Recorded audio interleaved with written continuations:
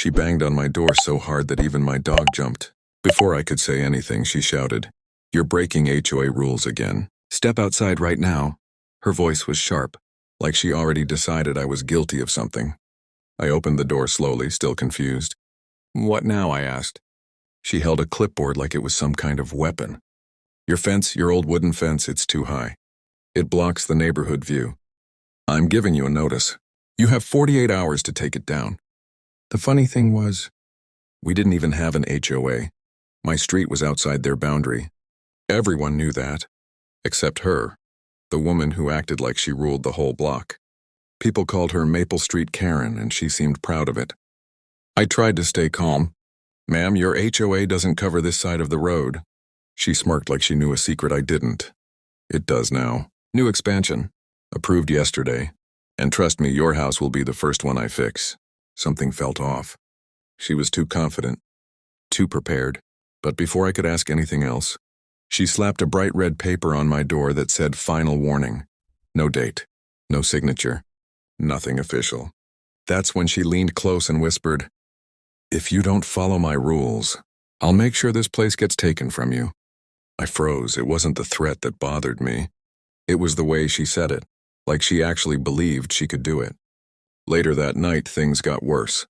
I walked outside to take out the trash and found two men in reflective jackets checking my yard with flashlights. They didn't look like city workers.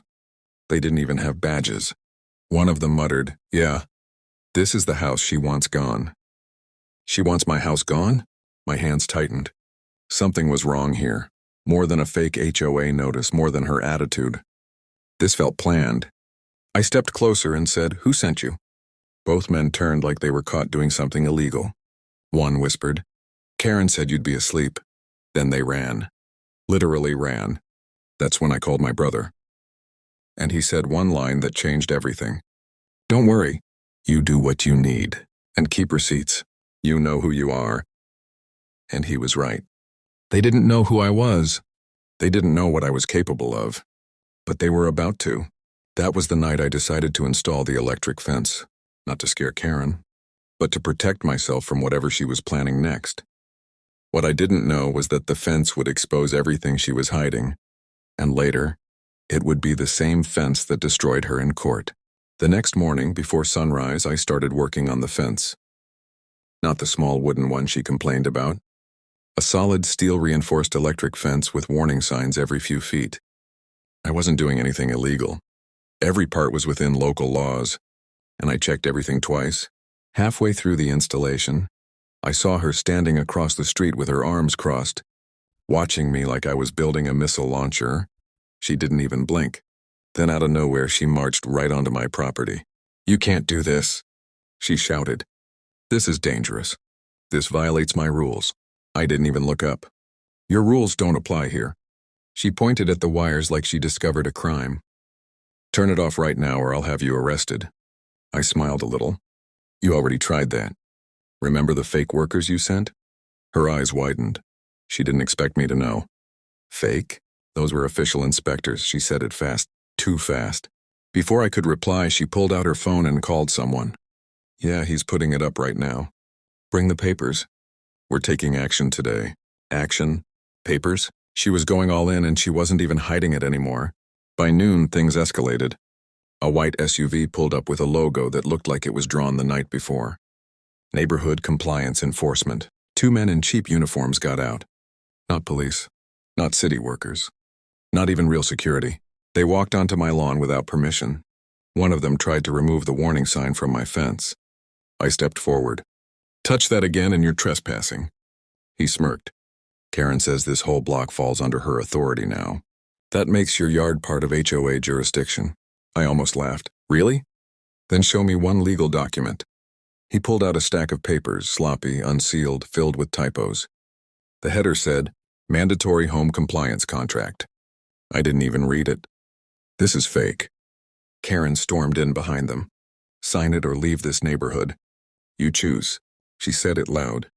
Loud enough for neighbors to walk out of their homes. People gathered around, whispering. Everyone knew Karen was bossy, but no one realized she had reached this level. I looked her straight in the eye. "I'm not signing anything. She stepped closer, smiling like she won already. Then I'll make sure your house is condemned. And that's when it happened. A short buzz. A sharp scream. One of her fake officers had leaned on the electric fence. It wasn't strong enough to harm him, but strong enough to make him fall back dramatically, shouting and cursing. Neighbors gasped. Phones came out. Cameras everywhere. Karen froze. She suddenly realized the whole drama was being recorded, but she still pushed forward. He assaulted my officer. Arrest him, she screamed. The officer laying on the ground blinked in confusion. Ma'am, we're not real. Shut up, she yelled loud enough that even he flinched. People stared. Some shook their heads. Some whispered, she's finally lost it. I stayed calm and said just one line. Call the real police. I want this documented. Karen laughed. Go ahead. They're on my side. But she had no idea what was coming. Not about my past. Not about the evidence I already had. Not about the person who trained me. And definitely not about the person who arrived. First, when the real squad car pulled up in my driveway. My wife. In full uniform. Badge shining. Karen's face went pale. She didn't know my wife was a federal officer. And this was only the beginning. My wife stepped out of the squad car with a calm face, but her eyes were sharp. The neighbors went silent. Even the fake officers looked like they wanted to melt into the ground. Karen tried to recover her confidence. She pointed at me and shouted, Officer, arrest him! He attacked my men and put up an illegal fence. My wife turned slowly toward her. Your men? She asked. What agency do they work for? Karen hesitated. Neighborhood Compliance Enforcement. We oversee local property rules. My wife raised an eyebrow. Never heard of it. She looked at the two men. Badges now. They looked at each other like two kids caught stealing candy. One finally muttered, We don't have badges. My wife nodded. So you entered private property without identification? They both swallowed hard. We were told we had authority. By who? She asked. Their heads turned toward Karen at the same time. She stepped back. They're lying. I never. My wife held up a hand. Ma'am, anything you say is being recorded. That's when Karen snapped. She started yelling about power, rules, how the whole neighborhood should follow her system because people were too lazy to manage their homes. She shouted that she created her own HOA because someone had to take control. Every sentence buried her deeper. Neighbors recorded everything. Some even stepped forward to share their own stories. Fake warnings. Threats, forced payments she pocketed. A woman with a stroller said, Karen once demanded a sidewalk usage fee. A teen showed a fake fine for playing basketball. My wife listened, writing everything down. She moved with the calm of someone trained for chaos. Then she looked at Karen and said the line that ended everything. You've impersonated authority, extorted multiple residents, and sent unlicensed individuals onto private property. You're under arrest. Karen screamed. You can't arrest me. I'm the president of this community. My wife stepped aside and pointed at the fence. You tried to condemn a house that doesn't even fall under your jurisdiction. And you assaulted my husband's rights. The fake officers didn't protect her. They stepped away like she was radioactive. Karen tried to run, but two real officers arrived and stopped her easily. She was handcuffed while the whole block watched. Someone even clapped. As she was led to the car, she glared at me. This isn't over. I'll be back. I leaned close. Make sure the judge hears that too. In court, everything came crashing down on her. The fake HOA, the forged papers, the extortion trails in her bank account, the neighbors' testimonies, the screenshots, the footage from my fence camera, and the best part. The judge looked at me and said, Sir, your electric fence was installed legally and responsibly. Thank you for documenting everything. Karen was sentenced for fraud, impersonating an officer, harassment, and trespassing. Her HOA group was dissolved on the spot. She tried to talk her way out of every charge, but the evidence was stronger than her ego. When it was over, the judge said something that made the courtroom fall silent. This country protects private property. No one, not even a self-appointed HOA, can take that away. Walking out of that room, I felt something settle inside me.